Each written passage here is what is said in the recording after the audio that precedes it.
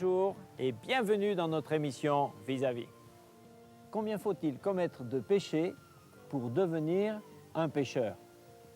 Un seul, bien sûr. Le premier péché fait de nous un pécheur. Mais surtout, comment être sûr d'être pardonné de tous? L'évangéliste Michel Pett nous dévoile un Dieu décidé à nous rendre justes. Pour nous, le plan de Dieu, c'est de s'approcher de lui avec une pleine assurance et de régner dans la vie par Jésus-Christ, lui seul. Nous faisons une lecture dans Hébreux. Ainsi donc, mes frères, nous avons une pleine liberté pour entrer dans le lieu très saint grâce au sang du sacrifice de Jésus. Il nous en a ouvert le chemin, un chemin nouveau et vivant à travers le rideau du sanctuaire, c'est-à-dire à travers son propre corps.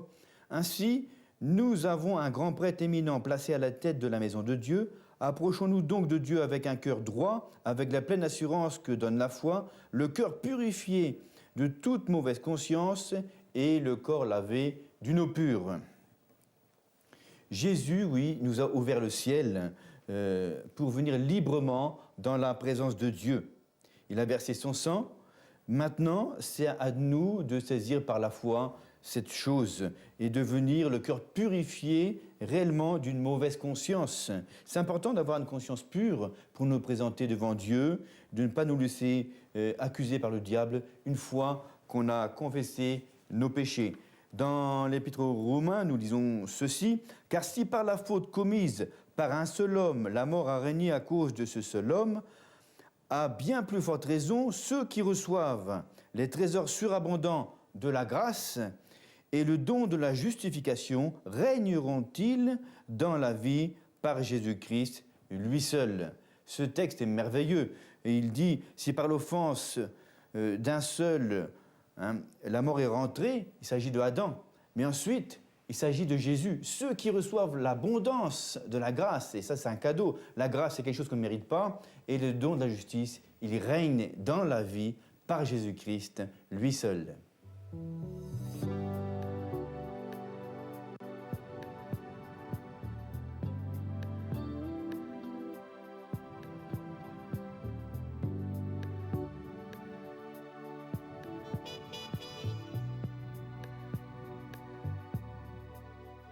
Je ne peux plus rien faire pour toi. C'est ce que m'a fait comprendre un jour le Seigneur, alors que je me laissais accuser par le diable par rapport au passé, à des péchés que j'avais confessés. J'étais en train de prier le Seigneur pour qu'il me pardonne, et là, justement, il me dit « Je ne peux plus rien faire pour toi ». Puis là, il y a un blanc de 5 secondes. Et il continue en disant « Parce que j'ai déjà tout accompli pour tous tes péchés. Maintenant, c'est à toi de croire. » Alors là, ça fait vraiment un déclic en moi. Je dis « Maintenant, mais c'est accompli, alors arrête de te morfondre et c'est le moment de croire. » Ça m'a vraiment interpellé, surtout, il a laissé un blanc de 5 secondes et il me donne la suite « Parce que c'est déjà fait, j'ai déjà payé pour ça. » Là, j'ai compris que je ne devais plus regarder à moi-même, à ce que j'avais fait, à ce que je ressentais, aux accusations que je pouvais recevoir, mais que je devais plutôt considérer ce que Jésus avait fait, ce qu'il avait accompli à la croix pour ça. C'est justement pour ça qu'il est venu, pour les péchés. Et Dieu est fidèle, et c'est important qu'on se souvienne de cela. Autrement, j'ai réalisé ce qu'il est dit aussi dans les Hébreux, ce serait mépriser le Fils de Dieu, considérer comme sans valeur le sang de l'Alliance, versé justement pour me purifier. Ce serait outrager l'Esprit de Dieu qui m'interpelle pour me transmettre sa grâce. Alors j'ai dit, d'accord Seigneur, je crois à ta grâce, à ton pardon maintenant. Et là, la paix de Dieu est réellement venue dans mon cœur. Dès cet instant, j'ai mieux réalisé certains versets, comme il est dit dans la Bible, concernant le pardon de Dieu à notre égard, que Dieu ne se souvient plus de nos péchés ni de nos iniquités. Puis, j'ai réalisé ce qu'il est écrit dans la première épître de Jean. Et il est dit, si nous confessons nos péchés, il est fidèle et juste pour nous les pardonner et pour nous purifier de toute iniquité. L'iniquité, c'est une injustice excessive. Il y a une chose, Si nous confessons nos péchés, c'est ce que j'avais fait, lui, il est fidèle, même si nous sommes infidèles. Il est fidèle et juste pour nous les pardonner et pour nous purifier de toute iniquité. Il s'agit de croire qu'il est vrai, qu'il dit la vérité, et c'est tout, Dieu ne change pas. Et aussi ce verset, mon juste vivra par la foi. On peut avoir confessé nos péchés, et là Dieu nous déclare juste. Mais si on ne croit pas, on ne vit pas. On se morfond. On ne vit pas par la foi, mais c'est par la foi qu'on vit. Et autrement, on est triste. Mon juste vivra par la foi. Il s'agit de le saisir et là de se réjouir au contraire pour ce si grand salut et cette grâce.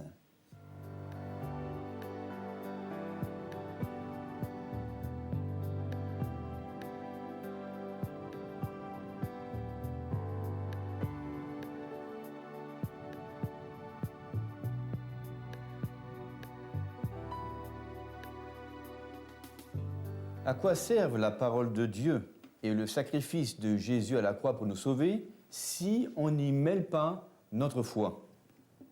Dieu nous déclare justes par la foi en Jésus-Christ. C'est la foi qui sauve et lorsqu'on agit dans le sens de ce que Dieu dit. Voyons maintenant la parole de Dieu dans les Romains. Nous lisons ceci. « Car personne ne sera déclaré juste devant lui parce qu'il aura accompli les œuvres demandées par la loi. En effet, la loi donne seulement la connaissance du péché. Mais maintenant, Dieu a révélé comment il nous déclare justes sans faire intervenir la loi, comme l'avaient annoncé les livres de la loi et les écrits des prophètes. Dieu déclare les hommes justes par leur foi en Jésus-Christ. Et cela s'applique à tous ceux qui croient. Car il n'y a pas de différence entre les hommes. Tous ont péché en effet et sont privés de la glorieuse présence de Dieu. Et ils sont déclarés justes par sa grâce, c'est un don que Dieu leur fait par le moyen de la délivrance apportée par Jésus-Christ. C'est lui que Dieu a offert comme une victime destinée à expier les péchés pour ceux qui croient en son sacrifice. Rappelons-nous que c'est la connaissance de la vérité que nous acceptons qui nous affranchit. Et ça, c'est ce qui change justement notre vie.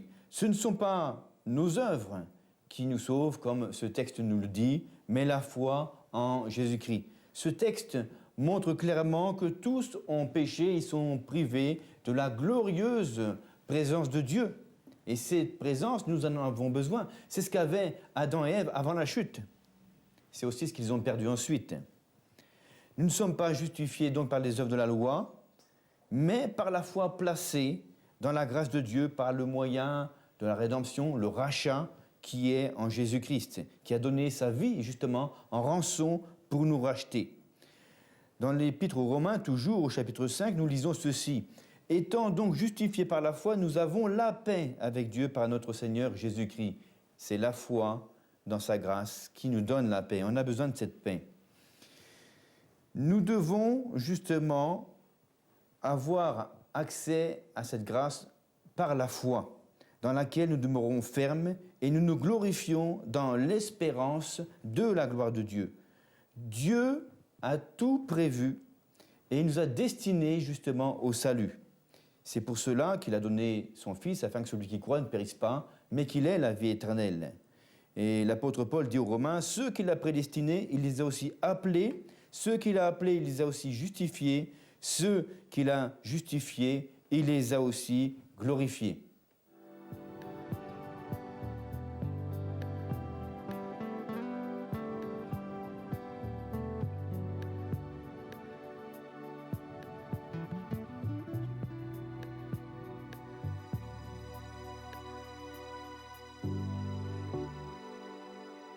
Il n'y a donc maintenant aucune condamnation pour ceux qui sont en Jésus-Christ. En effet, la loi de l'Esprit de vie en Jésus-Christ m'a affranchi de la loi du péché et de la mort. C'est ce que Paul écrit aux Romains. Nous allons voir une illustration justement d'un homme qui a été guéri par Jésus et pardonné. C'est dans l'évangile de Marc. Quelques jours après, Jésus revint à Capernaum, on apprit qu'il était à la maison.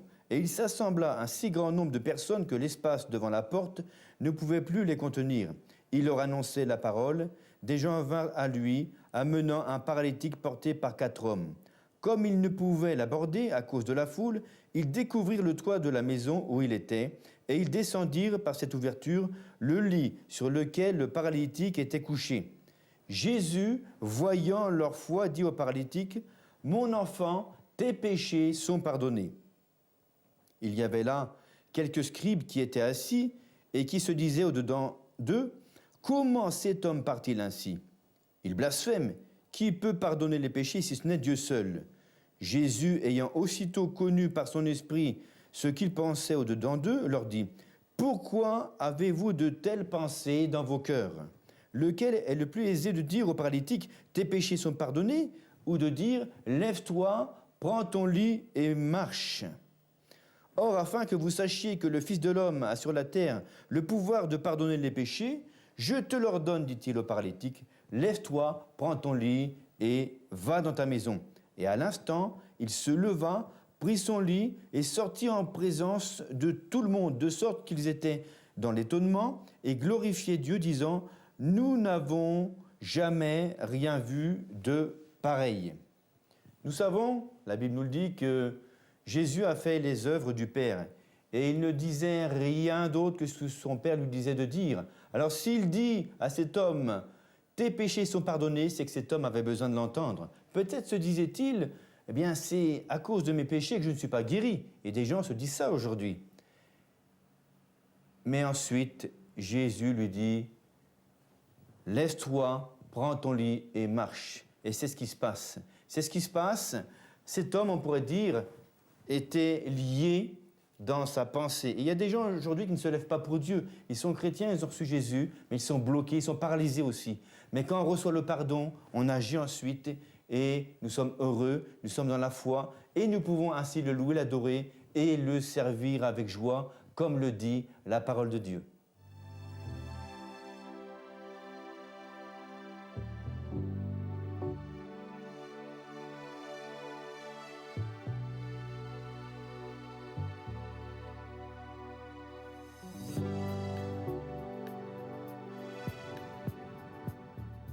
Voyons qui Dieu déclare juste. Jésus raconta aussi une parabole pour ceux qui étaient convaincus d'être justes et méprisaient les autres. 2 hommes montèrent au temple pour prier, un pharisien et un collecteur d'impôts. Le pharisien, debout, faisait intérieurement cette prière, « Ô Dieu, je te remercie de ne pas être avare, malhonnête et adultère comme les autres hommes, et en particulier comme ceux collecteurs d'impôts là-bas.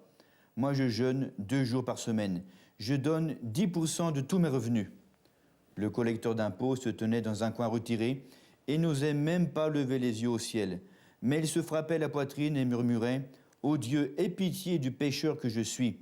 Je vous l'assure, c'est ce dernier et non pas l'autre qui est rentré chez lui déclaré juste par Dieu. Car celui qui s'élève sera abaissé, celui qui s'abaisse sera élevé. » Ce collecteur d'impôts, en juif instruit qu'il était, pensait non seulement à la miséricorde divine, mais au propitiatoire ou couvercle de l'Arche de l'Alliance, aspergé de sang, preuve de cette miséricorde. Sa prière pourrait être paraphrasée ainsi, « Sois apaisé envers moi, ô Dieu, parce que tu regardes le sang de l'expiation. » En effet, il n'y a pas de pardon divin dans la Bible, en dehors du sacrifice du Christ préfiguré et prophétisé dans l'Ancien Testament et révélé, bien sûr, dans le Nouveau. Il s'agit du sang de l'Alliance, répandu pour beaucoup pour le pardon des péchés. La propre justice de l'homme qui se confie dans ses propres voies, dans ses œuvres, est comme un vêtement souillé devant Dieu, c'est ce que la Bible dit. Nous allons voir aussi ce que Jacques dit. La prière, agissant du juste, a une grande efficacité. Élie était un homme de la même nature que nous. Il pria avec instance pour qu'il ne pleuve pas, et il ne tomba pas de pluie sur la terre pendant 3 ans et demi. Puis il pria de nouveau, et le ciel donna de la pluie, et la terre produisit son fruit. Nous voyons qu'Élie était un homme de la même nature que nous. Prions vraiment avec justement cette attitude juste. Jésus lui-même, voyons son attitude devant le tombeau de Lazare alors qu'il prie le Père. Il dit, Père, je te rends grâce de ce que tu m'as exaucé. Pour moi, je savais que tu m'exauces toujours, mais j'ai parlé à cause de la foule qui m'entoure, afin qu'ils croient que c'est toi qui m'as envoyé. Ayant dit cela, il cria d'une voix forte, Lazare, sors. Et le mort sortit, les pieds et les mains liés de bandes, et le visage enveloppé d'un linge. Jésus leur dit, déliez-le et laissez-le aller.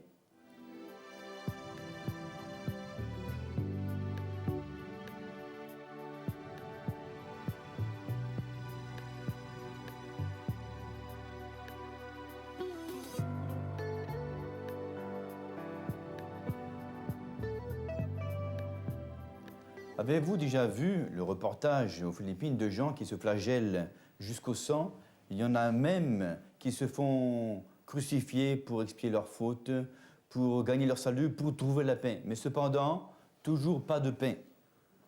Tout cela n'est que tromperie. Ces gens, malheureusement, sont séduits et ils meurent prématurément sans connaître justement la grâce de Dieu qui sauve en Jésus-Christ. Seul le sacrifice de Jésus à la croix a été agréé de Dieu, lui qui est né sans péché et qui est venu justement pour nous racheter en donnant sa vie en rançon, justement pour nous sauver. Ce ne sont pas les péchés de l'homme qui le perdent. Il est clair que tous sont perdus à cause du péché, mais nous sommes gratuitement sauvés justement par la foi en Jésus-Christ. Gratuitement, ça veut dire sans l'échange de bonnes œuvres, même religieuses, qui ne peuvent rien faire. La Bible nous dit justement que la justice de l'homme est comme un vêtement souillé devant Dieu. Ce n'est pas notre propre justice qui peut nous sauver, mais la foi en Jésus. Donc, en réalité, ce qui perd l'homme, c'est l'incrédulité et le refus de croire dans le salut de Jésus, en disant simplement, moi je vais me sauver, je fais des bonnes œuvres, ça irait très bien comme ça. Ça serait rejeter justement ce que Jésus a fait. Heureusement, Dieu a donné la solution en son Fils Jésus. Pécher, c'est manquer la cible, c'est manquer l'objectif, le but. Et Dieu a donné le moyen, son Fils, pour nous sauver, pour qu'on soit justifié par la foi. Alors ne passons pas à côté de ce but. Il s'agit là d'accepter la grâce. La grâce, c'est quoi? C'est justement, par définition, quelque chose qu'on ne mérite pas. Alors n'essayons pas de mériter quelques bénédictions. Même une fois sauvés, des chrétiens se disent « Ah ben, j'ai pas été béni là, j'ai pas reçu, ou j'ai pas été guéri, parce que je ne suis pas assez pur, je ne suis pas assez saint. » Mais Jésus-Christ est notre justice, il est notre sanctification. Il a été fait péché pour nous. Et on a tout en lui. Et je crois que c'est important de saisir ces choses. Sans la justice, sans cette conscience-là, sans recevoir ce don de la justice, l'abondance de la grâce, on ne peut pas régner, on est toujours vaincu. Mais saisissons, ayons une foi audacieuse. Après tout, c'est Dieu qui nous le donne. Ne soyons pas plus royalistes que le roi. Dieu est vraiment bon, il est juste. Alors, à partir du moment où on saisit cela, c'est comme le brigand sur la croix, il y en avait deux. Il y en a un qui a été justifié, qui a dit « Seigneur, aie pitié de moi », l'autre s'est moqué. Mais il a été perdu. Le premier a été justifié et le jour même, eh bien, il s'est retrouvé avec Jésus dans le paradis.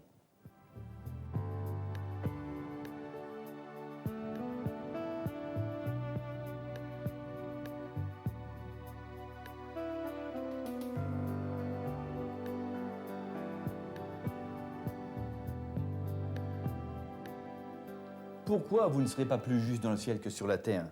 Parce qu'on ne peut pas grandir dans la justice par nos œuvres. On peut grandir dans la foi, et c'est important, dans l'amour aussi, dans la sagesse, mais pas dans la justice, parce que justement, c'est un cadeau, c'est recevoir la justice de Jésus par la foi uniquement. Un jour que je visitais un détenu dans sa cellule en prison, il m'a dit qu'il se coupera un doigt à la sortie pour payer le mal qu'il a fait. Alors j'étais étonné, je n'avais jamais entendu parler de ça. Et là, je lui réponds que ça ne changera rien. Jésus avait déjà payé, et c'est plus que le doigt. C'était le corps tout entier, qu'il avait été crucifié pour lui, pour nos péchés. Il a reçu les clous dans les pieds, dans les mains. Il a reçu la couronne d'épines. Bref, Jésus a payé. Et là, il commençait à s'ouvrir. Et je lui ai dit que c'était important de confesser son péché à Dieu, de lui demander pardon. Il me dit, mais je l'ai déjà fait, c'est ce qu'il me répond. Je dis, ben alors, si tu l'as fait, crois-le. Et il avait besoin de connaître la parole de Dieu, bien sûr, il ne la connaissait pas. Alors je lui lis un texte dans la Bible où il est écrit, « Si nous confessons nos péchés, il est fidèle et juste pour nous les pardonner et pour nous purifier de toute iniquité. » Je dis, tu vois, tu as confessé tes péchés, maintenant il faut le croire. Dieu est fidèle, il est juste pour nous les pardonner et pour nous purifier de toute iniquité. C'est fait, crois-le simplement. Et je lis un autre texte encore dans l'Apocalypse, où il est dit, ils l'ont vaincu, l'accusateur, le diable, l'accusateur des frères, à cause du sang de l'agneau et à cause de la parole de leur témoignage. Là, il ne parle pas que c'est Jésus ou Dieu qui l'a vaincu. C'est déjà fait à la croix, il a réglé ce compte-là. Mais là, ils l'ont vaincu à cause du sang de l'agneau, parce que Jésus a payé, et ils ont ajouté leur témoignage, leur foi à ce que Jésus a fait. Ils l'ont déclaré, ils l'ont confessé, ils parlent leur foi en disant, ben maintenant, Satan, tu n'as rien à faire dans ma vie, j'ai confessé mes péchés, Jésus a payé, c'est terminé. Et c'est ainsi qu'on peut réellement régner et aller dans la vie sans se laisser fracasser par le diable.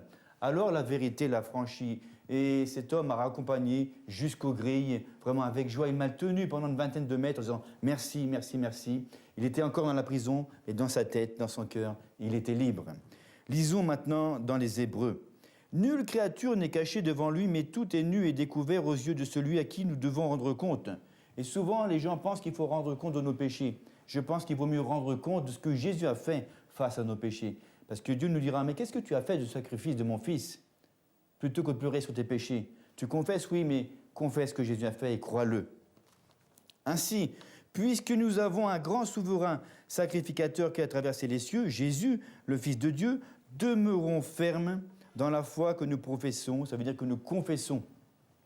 Car nous n'avons pas un souverain sacrificateur qui ne puisse compatir à nos faiblesses, au contraire, il a été tenté comme nous en toutes choses, sans commettre de péché. Approchons-nous donc avec assurance du trône de la grâce, afin d'obtenir miséricorde et de trouver grâce pour être secourus dans nos besoins. Ainsi, Dieu notre Père verra, lorsqu'on met foi en Jésus, que son sacrifice n'a pas été vain pour nous, et il sera dans la joie, et il nous déclarera justes, et il enverra sa bénédiction. Voilà la foi en Dieu qui est vraiment agréable à Dieu.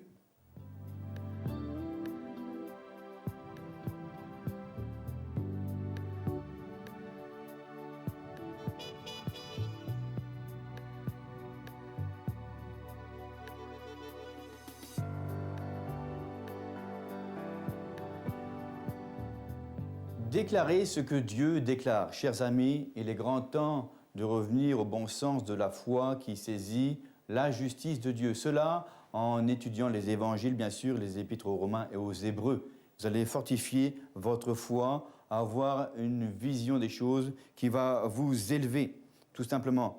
La foi dans ce que Dieu accomplit nous permet de marcher en vainqueur sur la puissance des ténèbres, nous permet d'être justifiés justement au sujet de Dieu et de saisir ses bénédictions. Alors je vous encourage à vous approprier maintenant les bénédictions de Dieu et de prendre position justement dans ce que vous êtes en Jésus-Christ, c'est-à-dire juste.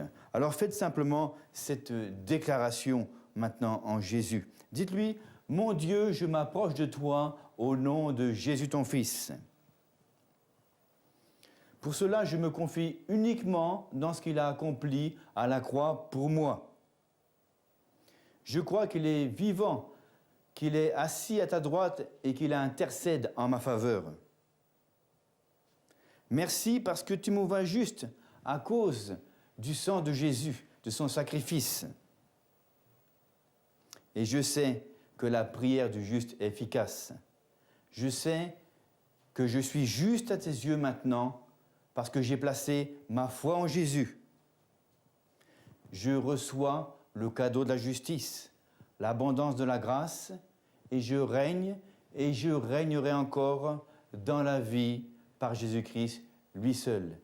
Merci mon Dieu, mon Père, parce que tu m'accompagnes vraiment chaque jour et tu me donnes de vivre sur les hauteurs, de marcher dans la foi et d'aller dans les œuvres que tu as préparées pour moi avec joie. Que Dieu vous bénisse et allez dans ses voies.